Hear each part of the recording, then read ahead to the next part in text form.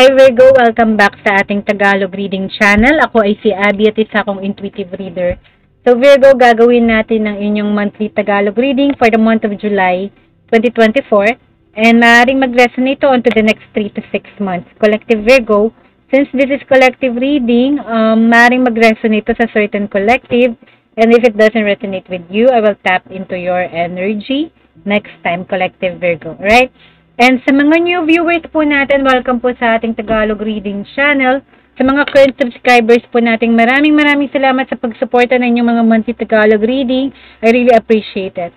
Okay, so let's begin. Collective Virgo, shuffle ko lang muna yung mga cards in front of the camera again. And I'll see you guys in few seconds, okay?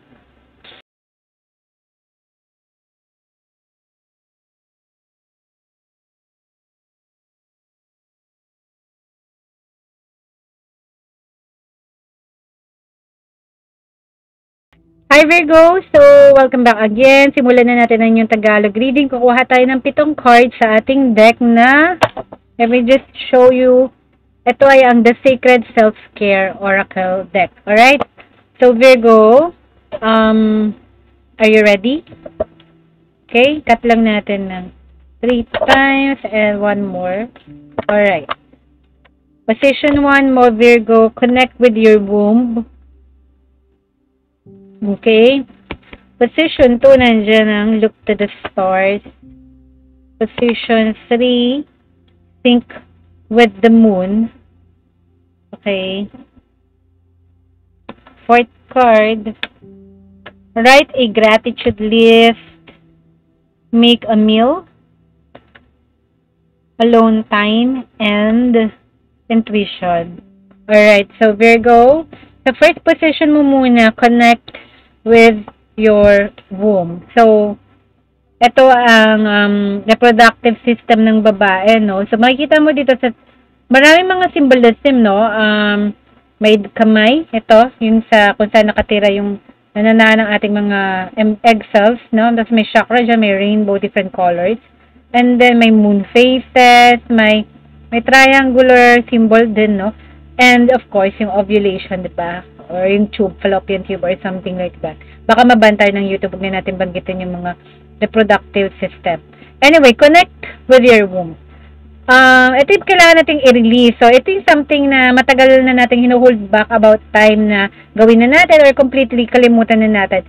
I felt like ito yung about time na mangyari. So, maybe, nandun kayo literally sa stage na you want to conceive. Gusto nating mabuntis. Gusto natin mabuntis for some reason kasi baka in the past, para nag-hesitate tayo na magkaroon ng anak or mag-conceive, no? Ng another human being or ng sabihin na natin ng angel, diba? Sa buhay natin, okay? So, or maybe for some of you, baka may worry or may anxiety kailan to darating. So, don't you worry. It could be parang good sign or a good omen na ang conception is nasa inyo. Paparating na yan. Okay? Hindi siya imposible. Alright? So, huwag tayo mag-overthink masyado. Ngayon, huwag tayo mag-worry. Okay? So, connect with your womb. It's about time na alagaan din ang reproductive system. Or baka nire-ready natin siya. No? We're taking vitamins, exercise. Necessary. No? Para ma-ensure natin na tayo ay makakapag buo ng buhay. It could also be in esoteric, parang beginning o simula ng pagko-conceive or conception. Pag sinabi natin conception, it doesn't have to be birth lang, no? Birth lang ng sanggol. It could be a birth of anything. Birth ng idea, conception ng idea, ano? Like si Mother Mary's the Immaculate Conception also, diba? Words turn into flesh. So, parang if you think of it sa esoteric, no? Not physical or earthly sense then, pwede na your words can turn or can manifest. No? Makikita mo siya sa physical reality, no? What you verbalize, no, can actualize, no? Kung ano yung sinasabi natin, kung ano yung nararamdaman, kung ano yung iniisip natin, mangyayari. Okay? May chance na mabuo at makita mo sa 3D. Okay? Whatever it is na kino-conceptualize mo. Okay? Idea man yan. Lahat ng mga inventor nagsisimula sa idea. Kung nandun tayo sa panahon ng mga 1950s, pagtatawanan tayo kung yung meron tayong idea na gusto kong gumawa ng gadget na makakapag-connect sa ibang tao, sa ibang parte ng mundo. So, tatangin nila noon, it's a ridiculous idea, imposible, pero come 2024, may cellphone na, may internet, may computers, diba? Napaka-accessible na, no? Ang dami ng mga long-distance relationship, ang dami na rin na mga plans and ambitions na natupad through exchange ng mga emails, no? Mga contracts, pwede nang isend sa email kung nag-abroad kayo. You know, these things, no? Laki ng improvement. So, yun. Connect with your womb. Choose whatever resonates sa mga example na yan. Now, sa second position, Virgo, andyan, moon phases, iba-ibang zodiac signs, and then, ayun, look to the stars. So, yung babae na to, nakataas yung dalawa niyang kamay sa sky, kalawakan.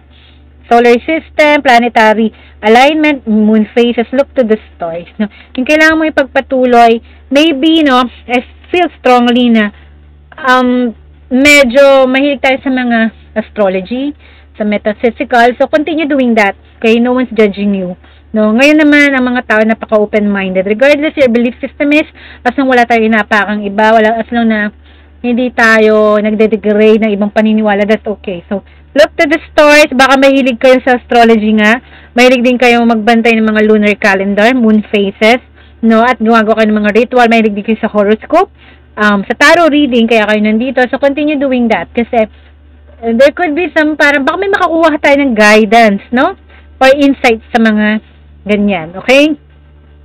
And then, I felt strongly, no? Okay. May kinalaman, yung itong bagay na to na ginagawa mo ngayon sa fate, or sa destiny, or sa kapalaran mo. Okay? And, kailangan closely na ipagpatuloy mo to, don't let go, no? Kasi baka ngayon, sinisimula mo siya or nangyayari na siya ngayon at may nakukuha tayong mga guidance, no? Kasi sa monthly tarot reading mo, nakaka-resonate ka. Pwede rin na may mga ritual ka, kada moon phases, new moon, full moon, and nakikita mo namang gumagana, effective. So, bakit hindi mo ipagpapatuloy? Diba, Virgo? Okay? Now, sa manifestation mo, moon phases na naman to, at yung babae na to, rainbow ang kanyang gown, sync with the moon.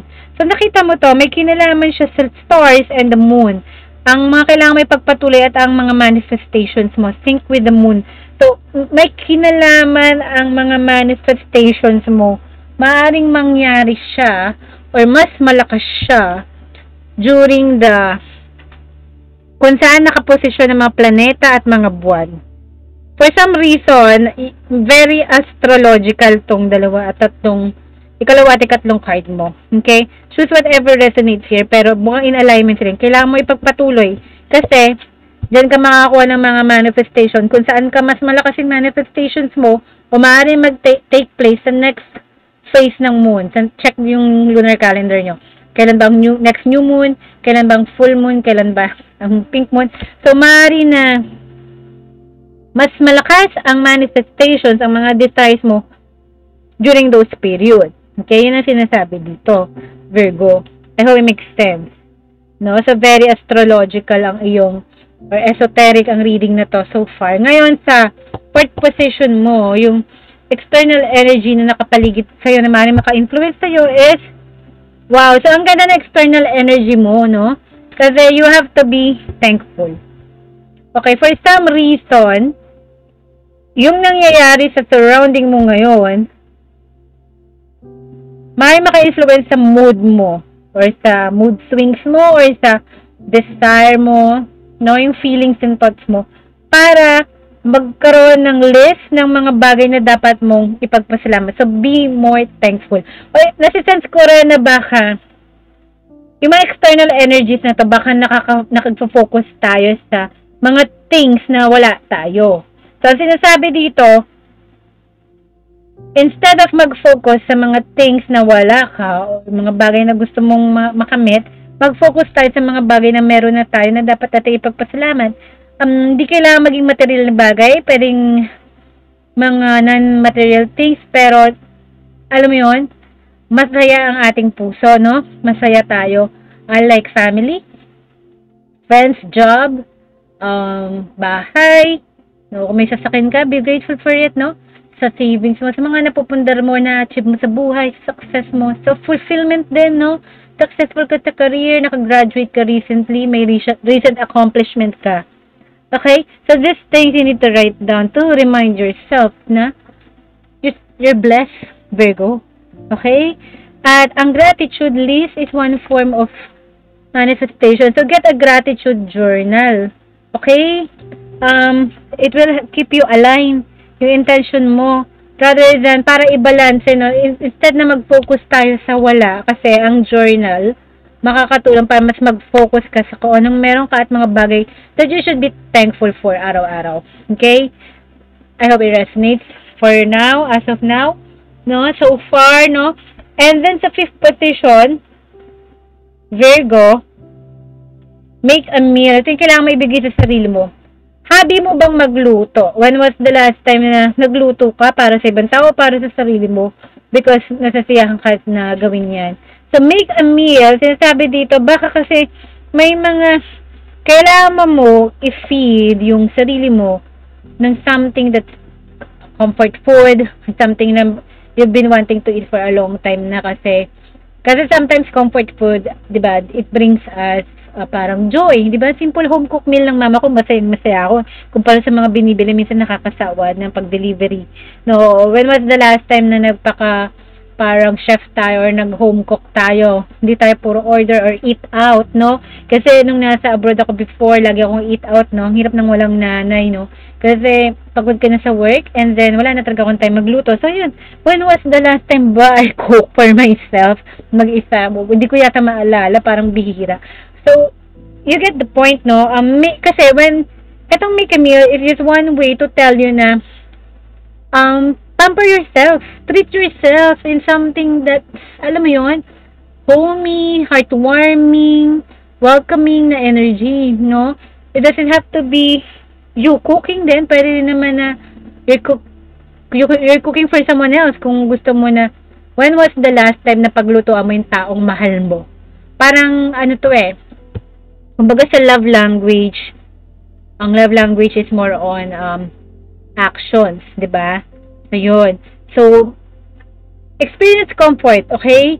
Para sa sarili mo, give yourself a break. Yun din yung nararamdaman ko para dito na ito magbe-benefit ka. It could be therapeutic. So if kung plantita ka naman, when was the last time nag-gardening ka? Sobrang busy, sobrang tied up. So when was the last time na nag-tend ka ng plant, 'di ba? So but for you, make a meal, choose whatever resonates here. Could be you're preparing a food for a romantic date at home, for a family, for a reunion, no? Na parang may participation tayo when it comes to food, no? Because food kasi is the closest to, di ba? To a man's heart. Parang ganun, no? Kung romantic to. Pero kung sa family, di ba? Namimiss sila yung cooking mo. It's a one way para mag-give back or iregalo natin, ang sarap ng luto mo, it's been a while, di ko na natikman to. So, you make someone happy, no? Sa ganong way, okay? Sa mga ganong simple act of kindness, yun din. Ngayon, sa position 6, sa new beginning mo, alone time, nakita mo mermaid, tapos, nasa palibot yung planetary system, and then, I don't know, pero may mga bubbles. So, alone time, no? New beginning mo, dapat ready ka na mapag-isa muna. Okay, spend more time with yourself, no? Yun yung sinasabi. Sa mga bagong simula, huwag ka matakot na maging single. Sa mga bagong simula mo rin, kung hindi to sa love life, huwag ka rin namang matakot na mag-isa, na magsimula sa mga unfamiliar things or sa mga bagong simula na hindi pa tayo comfortable. No, it's normal na sometimes sa buhay natin, we need to travel alone, no? Na wala tayong companion. But that's okay because being alone doesn't mean na malungkot tayo. Okay? Ako, hindi naman din ako malungkot, no? Even mag-isa ako. Though, parang, I will be grateful, no? Kung magkakaroon tayo ng partner, mahanap na natin yung ating the one, kumbaga ganun. But as of now, I'm just doing my work, my inner work. So, yun sinasabi din dito for you. Sa new beginnings mo, be ready na to venture new opportunities, mga bagong oportunidad, mga bagong simula, mga bagong pag-ibig ng mag-isa ka. Kung may kailangan tayong mga bagay na i-let go na, dapat na i-let go yan, okay? Para pumasok ang mga good vibes. Okay, Virgo? Ngayon at the center, intuition. So, nakita mo to, diba ibang self mo, may inner self, eto ka pa, tas may higher self, may subconscious, no? Tas may third eye chakra, yung ano mo na, higher self mo yan. So, ang dami. 1, 2, 3, 4. Yan mo. Sa heart mo nandyan. Tapos may green, may blue, may pink. Tapos may, ano siya, third eye pa, no, purple hair. Tapos may star. So, intuition.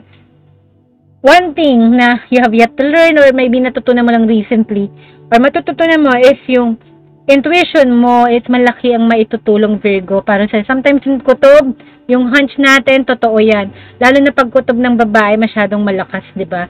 So, do not ignore yung mga gut feeling at kutob natin kasi most of the time, ito yung mga higher self natin na ginagabayan tayo lagi, Virgo. Okay? Kung wala tayong makuhang sound advice sa paligid natin, ang answer, go within. Go within yourself, no? Sometimes ako kasi, I already know the answer for some reason, no? Siguro yung tinatawag na intuition or kutob, no? Para may pagka-high priestess ka, all-knowing, na hindi mo na talaga kailangan na mag-ask ng opinion or advice na ibang tao. Parang sa itong tingin o pakiramdam mo lang, ito na yung vibe ko. Pero still give room, no? For some space or some space for parang